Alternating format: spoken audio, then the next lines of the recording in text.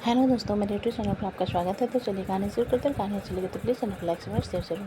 कशिश की कार में कशिश मीरा की तरफ देख रहा था, जो कि पहाड़ की तरफ देख रही थी। जिस पर कशिश अपनी चुप्पी तोड़ते हुए बोला, तुमने मुझे बताया नहीं कि तुम नोएडा जा रही हो चैरिटी फंक्शन के लिए। मीरा कशिश की बात सुन उसकी तरफ देखते हुए बोले, हाँ 1 हफ्ते बाद है, मैं तुम्हें बताने वाली थी, काम में बिजी हो गई थी ना, इसलिए नहीं बता पाई। ये सुनकर कशिश मीरा की तरफ देखते हुए बोला, लेकिन तुमने मृत्युंजय से कहा कि तुम कल नोएडा के लिए निकल रही हो, मतलब तुमने झूठ बोला। मीरा कशिश की बात पर उसकी तरफ देखते हुए बोले, क्योंकि उनकी वाइफ ने मेरी इंसल्ट की थी, आपकी नहीं, और जब तक वो मुझसे माफ़ी नहीं मांगेगी मैं उस घर में अपने कदम नहीं रखूँगी। मीरा की बात सुनकर कशिश अपना सिर हिलाते हुए बोला, ऐसा डायरेक्ट कहो ना, काम का बहाना क्यों बना रही हो। मीरा कशिश की बात पर उसकी तरफ देखते हुए बोली, आपको कोई फ़र्क नहीं पड़ रहा। कशिश मीरा की बात सुनकर उसकी तरफ देखते हुए बोला, मेरे दिल में महक, सुधांशु, इन लोगों के लिए पहले क्या था नहीं पता, लेकिन अभी निगेटिविटी तो बिल्कुल नहीं है, इसलिए मुझे कोई फ़र्क नहीं पड़ रहा। कशिश की बात पर मीरा अपना सिर हिलाते हुए बोली, क्यों नहीं, भाभी इतनी अच्छी है कि है ही, इतनी अच्छी बातें करती है, सबके अटेंशन उन्हें पाने की आदत हो गई है। कशिश मीरा की बात पर उसकी तरफ देखने के बाद अपना सिर हिलाते हुए बोला, हो सकता है। वैसे घर पहुंच गए। इतना कहकर कशिश कार लाकर पार्किंग में रोकता है और बाहर निकलने लगता है, जिस पर मीरा कहती है, आप मुझे नहीं समझते। मीरा की बात सुन कशिश उसकी तरफ देखते हुए बोला, अगर महक की जगह तुम्हारी मॉम होती या तुम्हारी चाची होती, क्या तब भी तुम यही कहती। मीरा कशिश की बात पर उसकी तरफ देखते हुए बोली, भाभी ने बिना किसी वजह के इल्ज़ाम मुझ पर लगाया है। मैंने उनसे नहीं कहा था मेरे भाई की ज़िंदगी में रहने के लिए, और कह रही थी कि उन्होंने कितना कुछ सफ़र किया, किसने कहा था उन्हें सफ़र करने के लिए, चली जाती छोड़कर भाई को। ऐसा तो है नहीं कि भाई उसके बगैर रह नहीं पाते। जिसे सुनकर कशिश के होठों पर हल्की सी मुस्कान आ जाती है और वो गाड़ी से उतरते हुए कहता है, चलो रात का डिनर करना है। मीरा कशिश की बात पर सुन गाड़ी से बाहर आते हुए बोली, आप मेरी बात को इग्नोर कर रहे हो। कशिश मीरा की बात सुन बैग सीट से निकालते हुए अपना सिर नहीं में हिलाकर बोला, मैं क्यों तुम्हारी बात को इग्नोर करूँगा, मैं बोल दूँगा तो ज़्यादा हो जाएगा, इसलिए मैं कुछ नहीं बोल रहा हूँ। मीरा कशिश की बात सुन उसके सामने आकर बोली, एक्चुअली में मैंने जो कुछ सुना था ना, उसके असली हकदार तो आप हो। कशिश मीरा की बात पर अपना हाथ ऊपर करके उसे हाथ दिखाते हुए बोला, ये दिख रहा है, एक पड़ गया ना गाल पर, जितना गुस्सा, बातें, अटेंशन चाहिए सब मिल जाएगा तुम्हें। मीरा कशिश की बात सुन गुस्से में उसे घूरते हुए बोली, हाउ डेयर यू, मुझे धमकी दे रहे हो, मुझे थप्पड़ मारोगे। कशिश मीरा को साइड कर अंदर की तरफ जाते हुए बोला, यार अच्छा खासा खुशी खुशी है हम लोग, बिना मतलब का तुम इधर उधर की बात कर रही हो, चुपचाप चलो अंदर।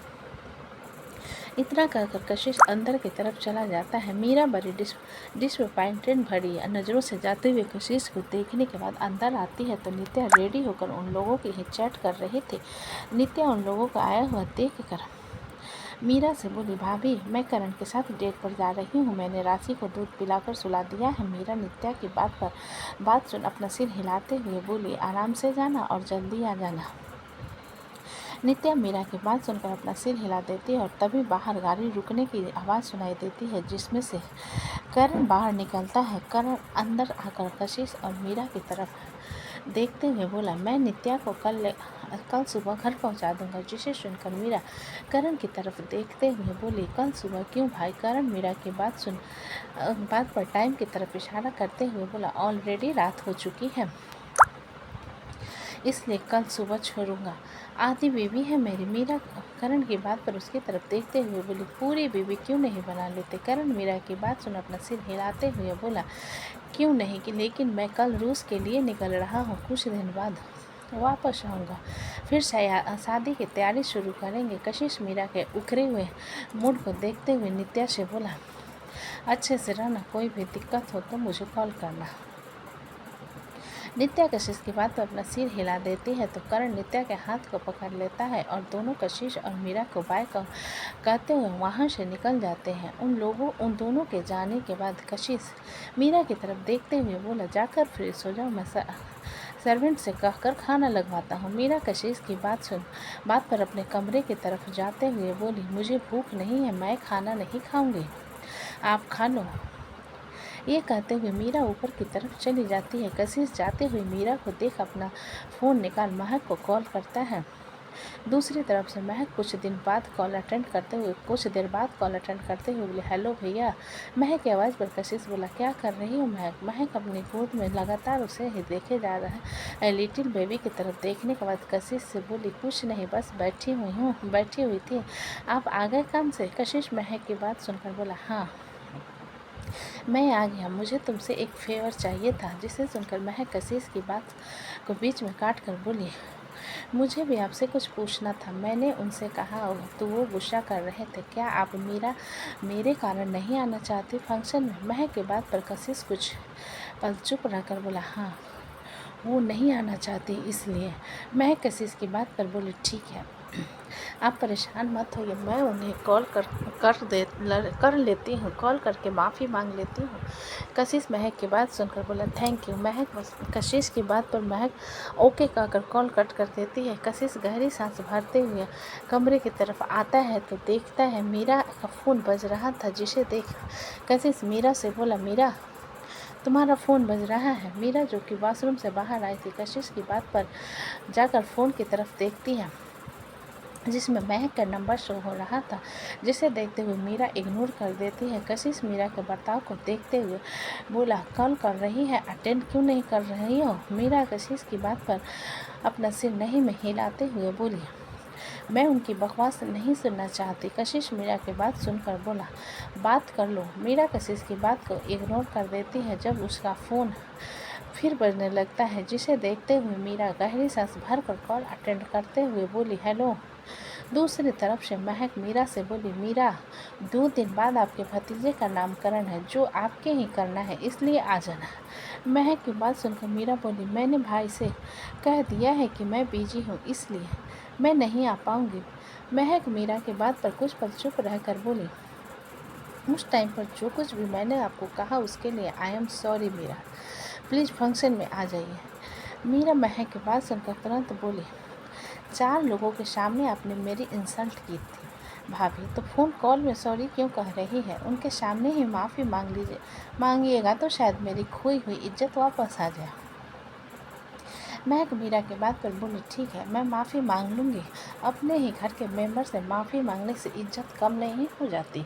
मीरा महक की बात को इग्नोर करते हुए कॉल कट कर देती है और कशिश की तरफ देखती है जो कि उसे ही घूर रहा था। कशिश की घूरती हुई नज़र को महसूस कर मीरा अपना लैपटॉप लेकर जाकर सोफे पर बैठते हुए बोली, मुझे घूरने से कुछ नहीं होगा। कशिश मीरा की बात सुनकर अपनी मुट्ठी मजबूती से बंद कर बोला, मुझे डर लग रहा है कि तुम्हारी बुआ दामिनी की तरह हमारा रिश्ता भी ना हो जाए। इसके अलावा और कुछ नहीं कहना चाहता। मीरा इतना कहकर कशिश वॉशरूम की तरफ चला जाता है। मीरा उसे जाता हुआ देखने के बाद इग्नोर करके अपने काम में लग जाती है। इधर इंदौर सिटी हॉस्पिटल में आरू के डेट नज़दीक आ जाने के कारण उसे रह कर दर्द महसूस हो रहा था और फाइनली आज उसकी नॉर्मल डिलीवरी हो रही थी। आरू के दर्द से चीखने और कराहने की आवाज़ वार्ड रूम में सो कर रहे थे और बाहर सुधीर जी और विक्रम परेशानी से वार्ड के बाहर चक्कर काट रहे थे। सुधीर जी विक्रम को परेशान देखकर बोले, तुम एक बात बताओ, तुमने बेटी सोचा है कि बेटा? सुधीर जी की बात सुनकर विक्रम मुंह बनाते हुए बोला, मेरे सोचने और ना सोचने से कोई फ़र्क नहीं पड़ता पापा, जो होना होगा वो हो जाएगा। सुधीर जी विक्रम की बात पर वार्ड की तरफ इशारा करते हुए बोले, पिछले 1 घंटे से आरू चिल्ला रही है लेकिन अभी तक बच्चा आया नहीं। डॉक्टर कर क्या रहे हैं? विक्रम सुधीर जी की बात सुनकर अपना सिर नहीं में हिलाते हुए बोला, मुझे खुद नहीं पता मेरी बीवी कितना चिल्ला रही है। डॉक्टर लोग पागल हो गए हैं क्या? विक्रम की इतना कहते हैं आरू बहुत ज़ोर से चीखती है। जिसे सुनकर विक्रम वार्ड की तरफ जाते हुए कहता है, इन डॉक्टर को तो मैं छोड़ूंगा नहीं। ये कहते हुए विक्रम जैसे ही दरवाज़ा खोलने के लिए अपना हाथ बढ़ाता है उसके कान में ज़ोर ज़ोर से बच्चे की रोने की आवाज़ आती है। जिसे सुनकर विक्रम के हाथ हवा में ही रुक जाते हैं। सुधीर जी खुश होकर विक्रम के पास आकर उसके कंधे को थपथपाते हुए बोले, तुमने सुना बच्चे की रोने की आवाज़? विक्रम सुधीर जी की बात पर अपना सिर हिलाते हुए बोला, मैंने सुना पापा, लेकिन आरू सुधीर जी के विक्रम को शांत करवाते हुए बोले, कोई बात नहीं, आरू को कुछ नहीं होगा, वो बिल्कुल ठीक है।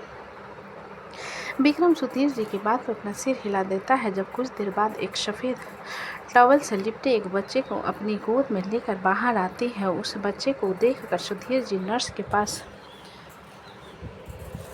आकर बोले, मुझे दो। नर्स सुधीर जी के एक्साइटमेंट को देखते हुए मुस्कुराते हुए उसके गोद में बच्चे को देते हुए बोली, बेबी बॉय है। ये सुनकर सुधीर जी अपने पॉकेट से नोटों की गड्डी निकालकर बच्चे की नज़र उतारने के बाद नर्स को देते हुए बोला, अपने डिपार्टमेंट में भी बांट देना, मेरा पोता आया है। सुधीर जी की बात पर नर्स मुस्कुराते हुए खुश होकर अपना सिर हिला देती है और वहाँ से चली जाती है। विक्रम चमकती आंखों से अपने बेटों की तरफ देखते हुए सुधीर जी से बोला, पापा मुझे भी दो गोदी में। सुधीर जी विक्रम की बात पर उसे घूर कर बोले, तुम जाकर बीबी पर ध्यान दो ना, बच्चे को संभालने के लिए मैं हूँ। ये सुनकर विक्रम छोटा सा मुंह बनाकर बोला, लेकिन बच्चा तो मेरा है ना, मुझे एटलीस्ट देखने तो दीजिए। उन दोनों के बात करने की आवाज़ को सुनकर बच्चा उठ जाता है और रोना शुरू कर देता है। रोने के कारण उसके होंठ आपस में काँप रहे थे। उसके सिर पर हल्के भूरे बाल थे, लेकिन उसका नाक बिल्कुल आरू की तरह था।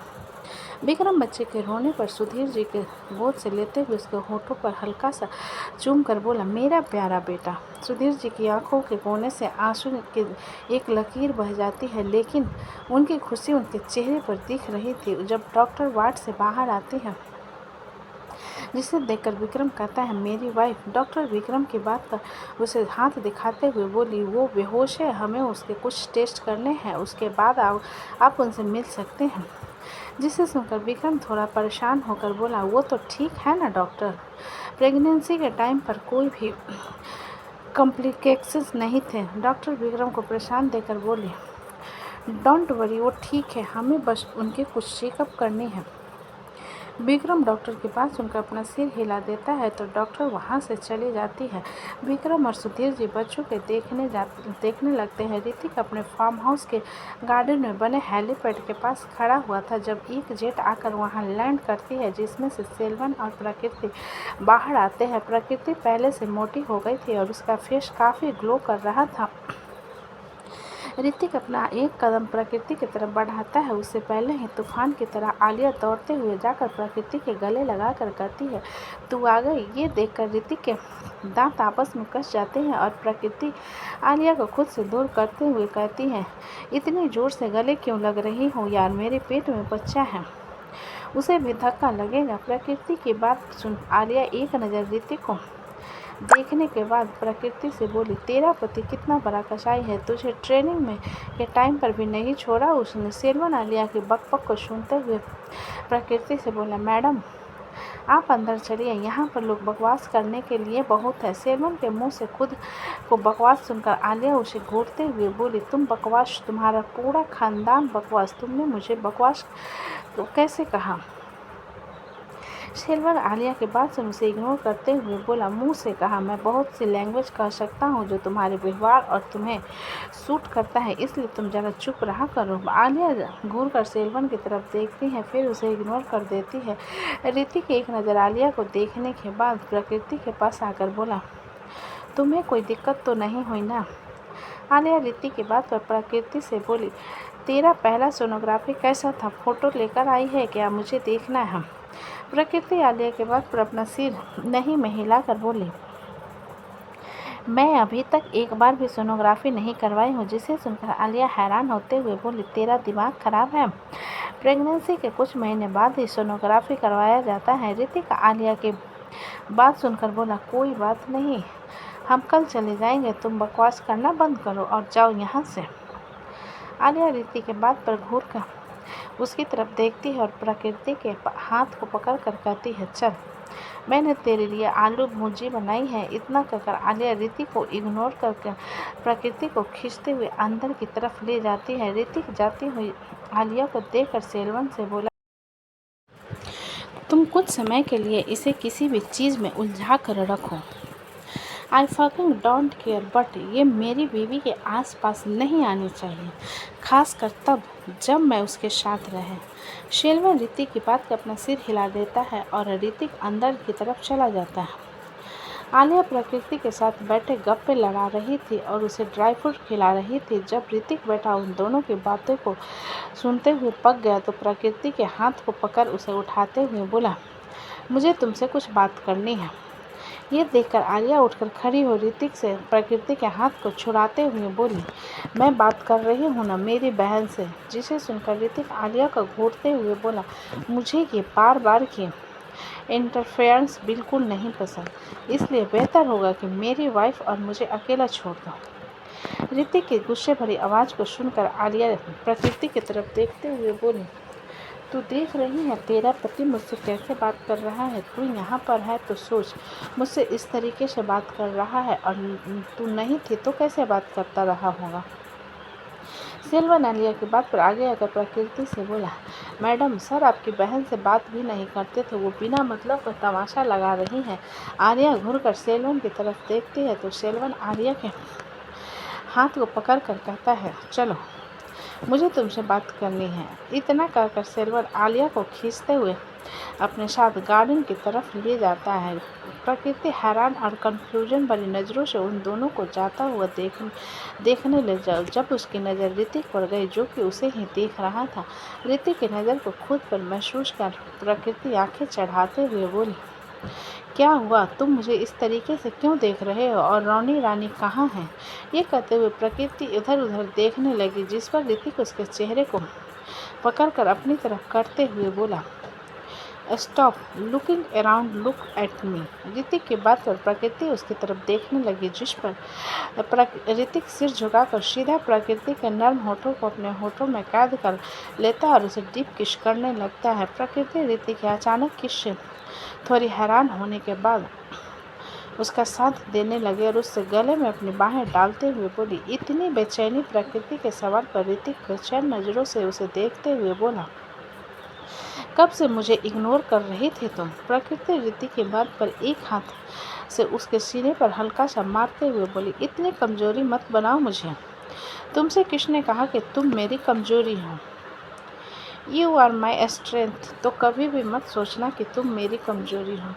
ऋतिक ने प्रकृति के गाल को सहलाते हुए कहा। यह सुनकर प्रकृति मुस्कुराते हुए बोली, लगता है कि मेरा पति सुधर रहा है। या फिर अपने पेट पर हाथ रखते हुए बोली, थैंक यू बेबी, आपके कारण देखिए आपके डैड सुधर रहे हैं।